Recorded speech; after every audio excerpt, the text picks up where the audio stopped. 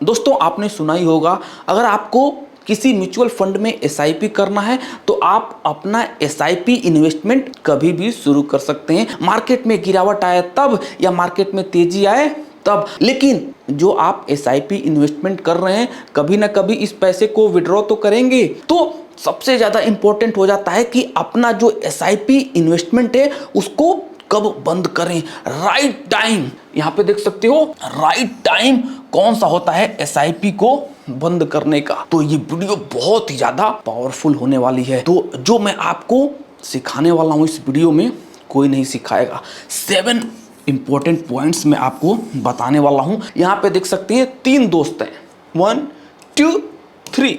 ये बोल रहा है जब मार्केट में तेजी आए, जब मार्केट में तेजी आ जाए तो अपना एसआईपी जो है बंद कर देना चाहिए। और ये जो दूसरा दोस्त है ये बोल रहा है जब मार्केट में गिरावट आए तब एसआईपी जो है शुरू कर देना चाहिए। और ये बोल रहा है कि म्यूचुअल फंड में इन्वेस्ट करना है तो 3 साल से ज्यादा मत करो। तो इस वीडियो में इन तीनों का डाउट भी मैं क्लियर करने वाला हूं, क्योंकि जो बिगिनर्स है बहुत सारी गलतफहमी में जी रहा है। तो मैं आपको यहां पे देख सकते हैं विथ डेटा दिखाने वाला हूं कि कैसे आपको अपना जो एसआईपी इन्वेस्टमेंट है उस पे एक्शन लेना है। तो वीडियो बहुत ही ज़्यादा पावरफुल है, इसीलिए मैं बोल रहा हूं वीडियो को पूरा देखिएगा। तो चलिए वीडियो शुरू करते हैं। और हाँ, अभी तक इस चैनल को सब्सक्राइब नहीं किया है तो देर मत करिए, इस चैनल को भी सब्सक्राइब जरूर कर लीजिएगा। इस चैनल पे और भी बेहतरीन ट्यूटोरियल्स मैंने बना रखी है, नहीं देखा है तो जरूर देखिएगा। अब हम वीडियो शुरू करते हैं। पहले हम 7 पॉइंट्स पे डिस्कस कर लेते हैं, उसके बाद मैं आपको ये विथ डेटा बताने वाला हूं कि कब आपको अपना एसआईपी बंद कर देना चाहिए। उससे पहले ये 7 इंपॉर्टेंट पॉइंट्स है, इस पे भी हमें नजर रखना है। तो पहला पॉइंट है इन्वेस्टमेंट गोल। जैसा मैं आपको ऑलवेज बोलता हूं, आप किसी भी म्यूचुअल फंड में एसआईपी कर रहे हैं या लमसम कर रहे हैं, पहले अपना गोल ऑब्जेक्टिव देखिए कि काहे लिए पैसा जोड़ना चाह रहे हैं। जो आप एसआईपी कर रहे हैं किस लिए कर रहे हैं, घर खरीदने के लिए, बच्चों के एजुकेशन के लिए, या शादी करने के लिए, या लॉन्ग टर्म में कॉर्पस क्रिएट करने के लिए, या बुढ़ौती काटने के लिए, रिटायरमेंट के लिए। तो पहले अपना गोल देखिए कि क्या आपका गोल अचीव हो गया है क्या। अगर आपका गोल अचीव हो गया है तो आप बिल्कुल एसआईपी को स्टॉप कर सकते हैं। तो पहला इन्वेस्टमेंट गोल जरूर देखिएगा। इसीलिए मैं बार बार बोलता हूं कि आप म्यूचुअल फंड में एसआईपी करने जा रहे हैं तो मार्केट में 2000 से ज्यादा स्कीम्स हैं। तो पहले आपको अपने गोल के हिसाब से म्यूचुअल फंड में एसआईपी शुरू कर देना है। अगर आपका जो ऑब्जेक्टिव है मीट हो गया तो एसआईपी बाबा को यहाँ पे बंद कर दीजिए। पहला तो ये है, सिंपल सा। दूसरा है इमरजेंसी सिचुएशंस। जैसे हम मिडिल क्लास में भैया, इमरजेंसी, अब इमरजेंसी बोल के थोड़ी ना आएगी, देखो भैया तुम्हारे घर में आ रही हूँ, या मेडिकल इमरजेंसी हो गया, या आपकी जॉब चली गई, तो इमरजेंसी तो कभी भी आ सकती है। तो उसके लिए अगर आपको फंड की जरूरत है तो बिल्कुल उस केस में आप जो है अपना एसआईपी बंद कर सकते हैं, क्योंकि यार जिंदगी में प्रॉब्लम्स आएंगी तो जिंदगी है, उसको टैकल तो करना ही पड़ेगा। तो अगर इमरजेंसी सिचुएशन है तभी आपको एसआईपी बंद करना चाहिए। तो अपना फंड देख लीजिएगा। जैसे अगर मान लीजिए एसआईपी का अमाउंट ज्यादा है, जैसे मान लीजिए आपका एसआईपी करते करते 10 लाख हो गया, तो मैं तो बोलूंगा कि आपको पूरा पैसा नहीं निकालना चाहिए, इसमें से 50 और 60% निकाल सकते हैं।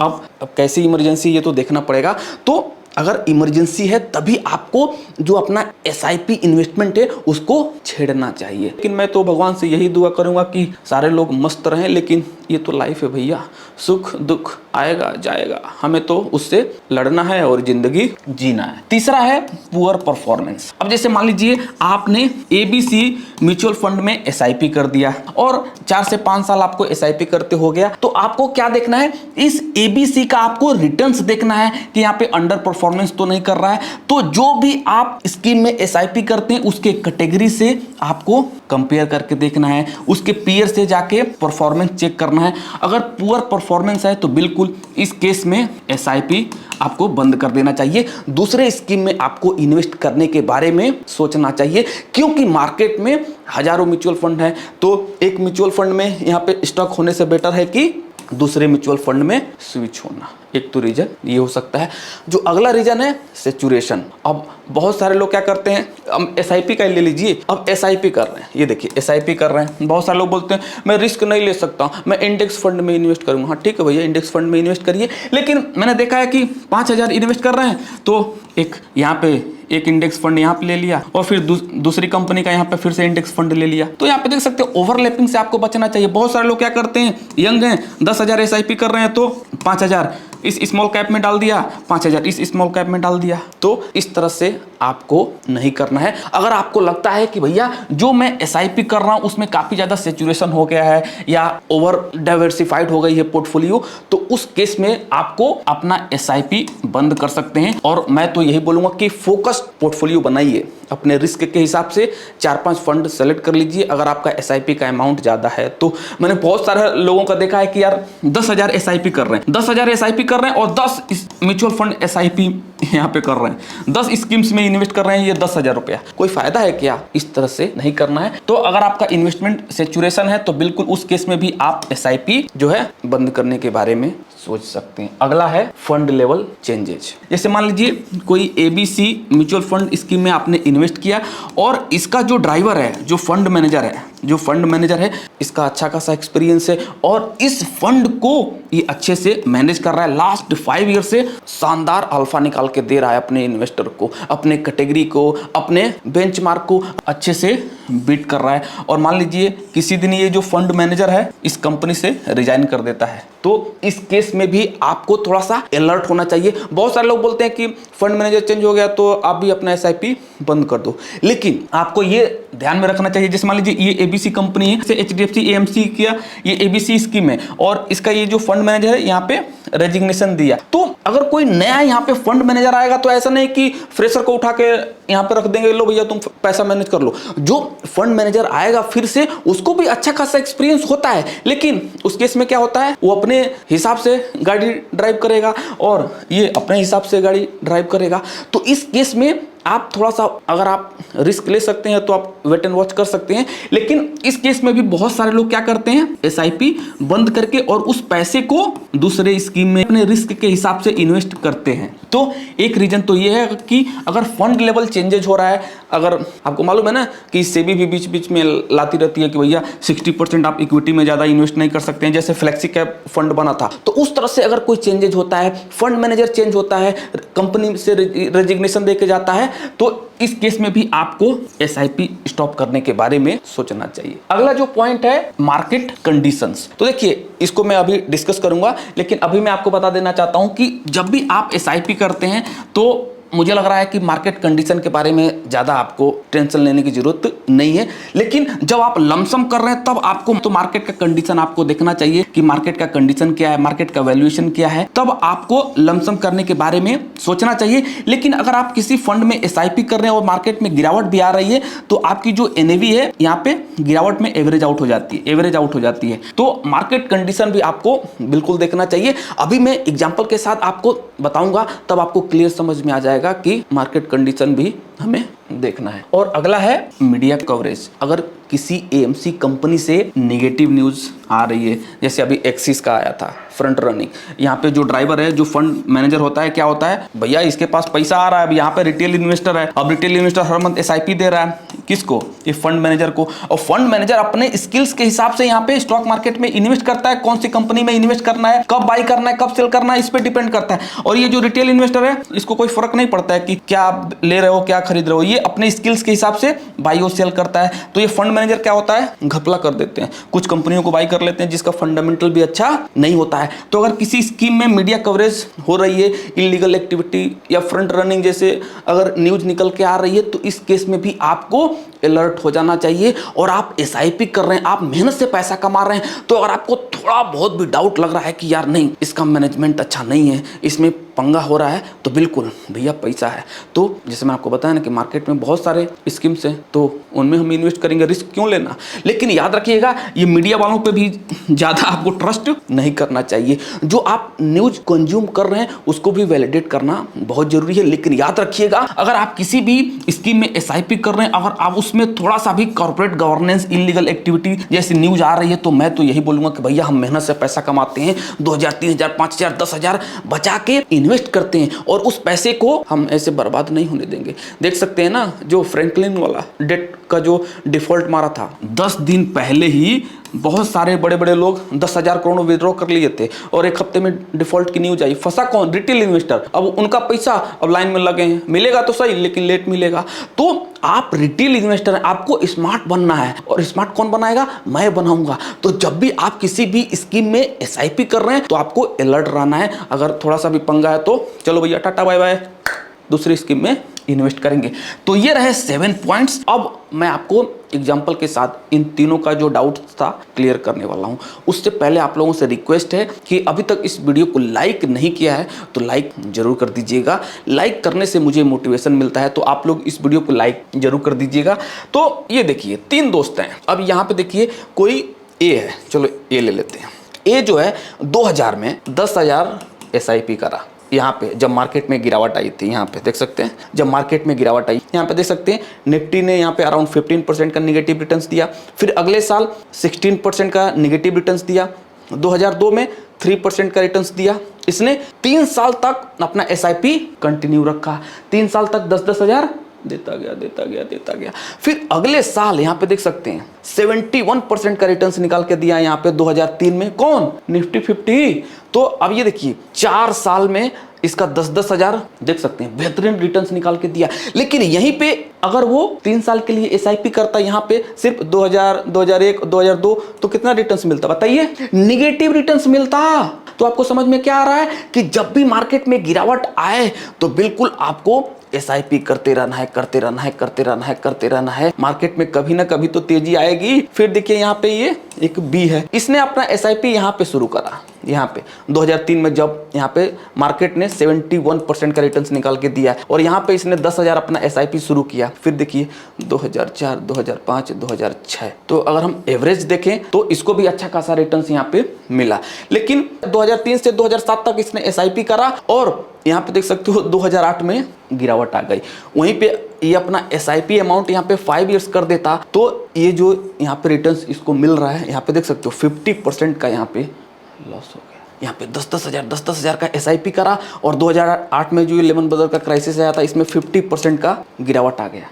तो अब बताइए फिर, तो यहाँ पे टाइमिंग देखा आपने, टाइमिंग बहुत जरूरी है। तो आप जब भी SIP कर रहे हैं तो मार्केट का वैल्यूएशन देख लीजिए। और इस समय जब मार्केट गिरा था तो इस समय निफ्टी की जो P हो गई थी 12.17 थी, देख सकते हैं। और इस समय वैल्यूएशन भी हाई हो गया था यहाँ पे पीक पे। तो देख सकते हैं कि 3-4 साल इसने 10-10 हज़ार का SIP किया, अच्छा खासा रिटर्न्स मिल रहा था। लेकिन यहाँ पे देख सकते हो कि 50% से भी ज्यादा का यहाँ पे हमें करेक्शन देखने को मिला। तो यहाँ पे इसका रिटर्न्स भी ज्यादा चपत लगा, देखा। फिर यहाँ पे एक और बंदा है C। अब उसने यहाँ पे SIP शुरू किया यहाँ पे 2009 में। फिर अगले साल मार्केट में तेजी आई थी तो यहाँ पे देखो फिर मार्केट में तेजी आई तो यहाँ से अपना 10,000 SIP शुरू किया। फिर यहाँ पे 2-3 साल के लिए इसने इन्वेस्ट किया। फिर यहाँ पे देख सकते हैं निगेटिव रिटर्न्स मिला। फिर इसने 2-3 साल के लिए यहाँ पे अगर किसी ने SIP करा होगा तो यहाँ पे देखिए निगेटिव रिटर्न्स मिला। तो यहाँ पे देखिए अगर यहाँ पे 10-10 हज़ार SIP करता तो उसको यहाँ पे मॉडरेट रिटर्न्स मिलता। तो आपको क्या समझ में आ रहा है बताइए कि जब भी मार्केट में बुल रन आ जाए, मार्केट एक्सपेंसिव हो जाए और आपको लग रहा है कि भैया हमारा जो SIP अमाउंट है